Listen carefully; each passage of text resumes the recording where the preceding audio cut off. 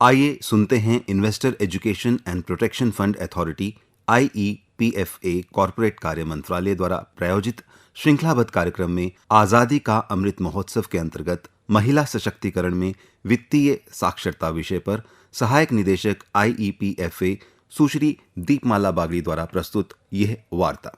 जब आप किसी पुरुष को शिक्षित करते हैं तो केवल एक आदमी को शिक्षित करते हैं, लेकिन जब आप किसी महिला को शिक्षित करते हैं तो आप एक पीढ़ी, एक समाज को शिक्षित करते हैं। तो आइए जानते हैं कि वित्तीय साक्षरता होने पर कैसे एक महिला सशक्त बनती है और अपने परिवार के साथ साथ पूरे समाज को विकसित करती है। नमस्कार दोस्तों, मैं दीपमाला बागड़ी, सहायक निदेशक भारतीय कॉर्पोरेट विधि सेवा से हूँ एवं investor education protection fund authority corporate कार्य मंत्रालय भारत सरकार में कार्यरत हूँ। मैं आपको महिला सशक्तिकरण में वित्तीय साक्षरता से अवगत कराऊंगी। दोस्तों, B.R. अम्बेडकर जी को तो आप जानते ही हैं। उनका कहना था कि किसी समुदाय की प्रगति मापनी हो तो महिलाओं ने जो प्रगति हासिल की है उससे मापो, और महिलाओं की प्रगति के लिए उनका हर तरह से सशक्त होना बेहद जरूरी है। सशक्तिकरण से तात्पर्य किसी महिला की उस क्षमता से है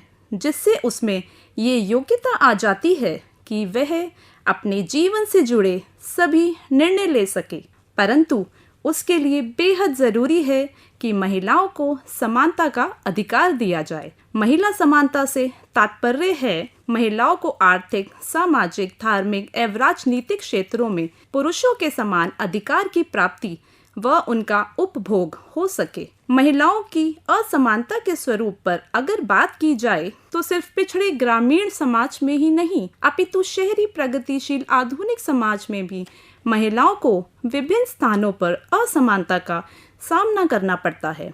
लेकिन महिलाओं की यह स्थिति तब और जटिल हो जाती है जब वे अशिक्षित होती हैं। एक महिला परिवार में सभी चीजों के लिए बेहद जिम्मेदार मानी जाती है, अतः वो सभी समस्याओं का समाधान अच्छी तरह से कर सकती है। महिलाओं के सशक्त होने से पूरा समाज अपने आप सशक्त हो जाएगा।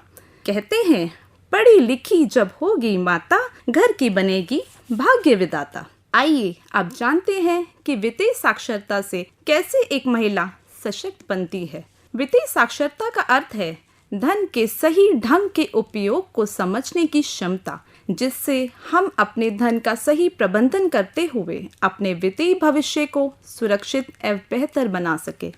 वित्तीय साक्षरता किसी व्यक्ति को बजटीय गाइड बनाने के लिए सक्षम कर सकती है कि वे क्या खरीदता है, क्या खर्च करता है और क्या बकाया है। वित्तीय साक्षरता लोगों को स्वतंत्र और आत्मनिर्भर बनने में मदद करती है। यह आपको निवेश विकल्पों, वित्तीय बाजारों, पूंजी बजट आदि के बुनियादी ज्ञान के साथ सशक्त बनाता है। अपने पैसों को समझना एवं धोखाधड़ी जैसी स्थिति का सामना करने में सक्षम बनाता है।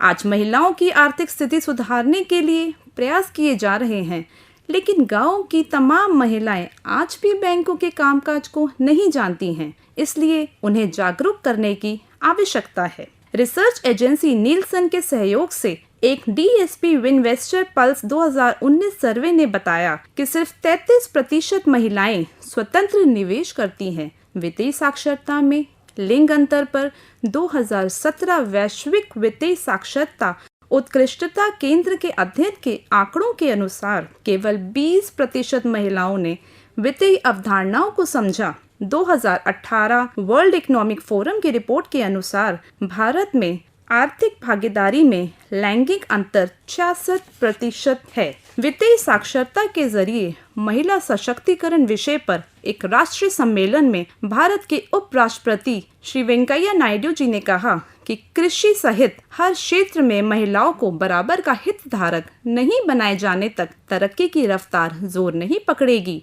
प्रधानमंत्री श्री नरेंद्र मोदी जी के द्वारा महिला सशक्तिकरण एवं महिलाओं को आर्थिक रूप से आत्मनिर्भर बनाए जाने पर विशेष रूप से जोर दिया जाता रहा है, जिसका परिणाम है कि दीनदयाल अंत्योदय योजना, राष्ट्रीय ग्रामीण आजीविका मिशन योजना के माध्यम से ग्रामीण महिलाएं स्वयं सहायता समूह बनाकर आर्थिक रूप से आत्मनिर्भर हो रही हैं। इन महिलाओं के आत्मनिर्भर होने के साथ ही उनके परिवार की भी आर्थिक स्थिति में बड़ा बदलाव आया है। महिलाओं के बचत, पेंशन, बीमा, बैंकों से जुड़ाव के फायदे और उक्त उत्पादों के न लेने के क्या नुकसान है आदि के बारे में बेहतरीन तरीके से जागरूकता फैलाई जा रही है। FLCRP के रूप में कार्य करके समूह की महिलाएं जहां एक और अपने लिए रोजगार उत्पन्न कर रही हैं, वहीं दूसरी तरफ दूसरी महिलाओं को जागरूक करके सामाजिक कार्य भी कर रही हैं। महिलाओं को कुछ बातों का ध्यान रख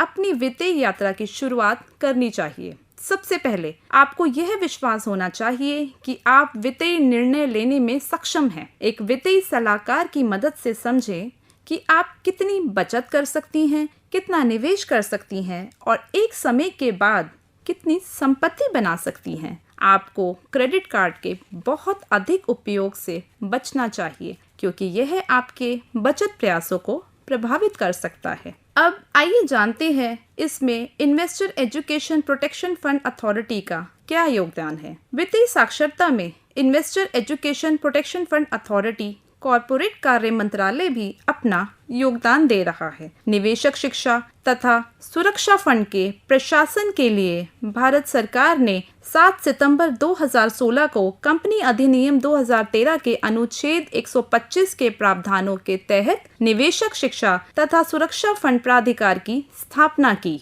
प्राधिकार को निवेशक शिक्षा सुरक्षा फंड के प्रशासन तथा निवेशकों को शेयरों, बिना दावे वाले लाभांशों, परिपक्व जमा राशियों, ऋण पत्रों इत्यादि के रिफंड करने और निवेशकों के बीच जागरूकता को बढ़ावा देने की जिम्मेदारी सौंपी गई है, जिसके चलते IPFA ने बहुत से जागरूकता कार्यक्रमों का संचालन किया है। इसके अलावा ऑडियो विजुअल सामग्रियों के जरिए भी निवेशक शिक्षा का संचालन किया गया और निवेशक जागरूकता अनुपालन सुनिश्चित करने के लिए कंपनियों को संदेश देने, जालसाजों के प्रति सचेत करने तथा IEPFA के साथ निशुल्क फॉर्म भर के क्लेम्स भरने की जानकारी प्रदान करने के लिए बहुभाषी जिंगल्स का विकास किया गया।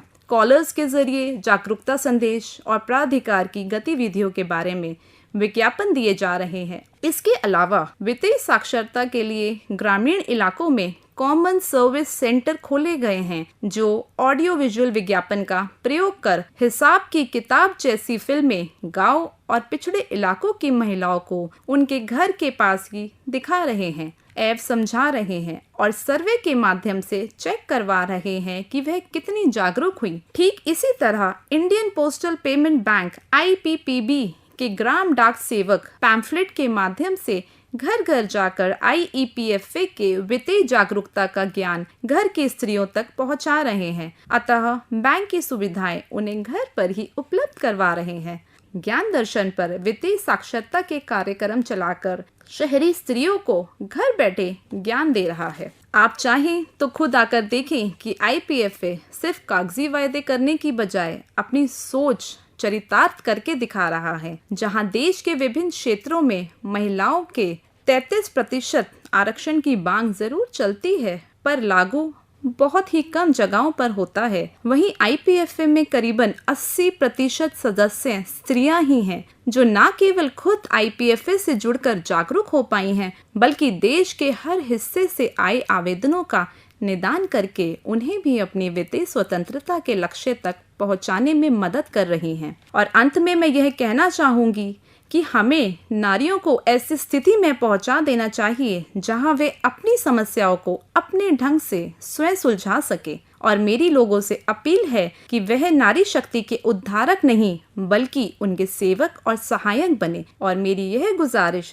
सभी नारियों से भी है कि वह अपने अवसर खुद ही ले लें, किसी वक्त का इंतजार न करें, क्योंकि वक्त का इंतजार तो वह बरसों से कर रही हैं। इसलिए महिलाएं अपने अधिकार की रक्षा हेतु स्वयं सामने आए और समाज का कर्तव्य है कि उन्हें इस कार्य में सहयोग करें। किसी के वास्ते राहें कहाँ बदलती हैं, तुम अपने आप को खुद ही बदल सको तो चलो।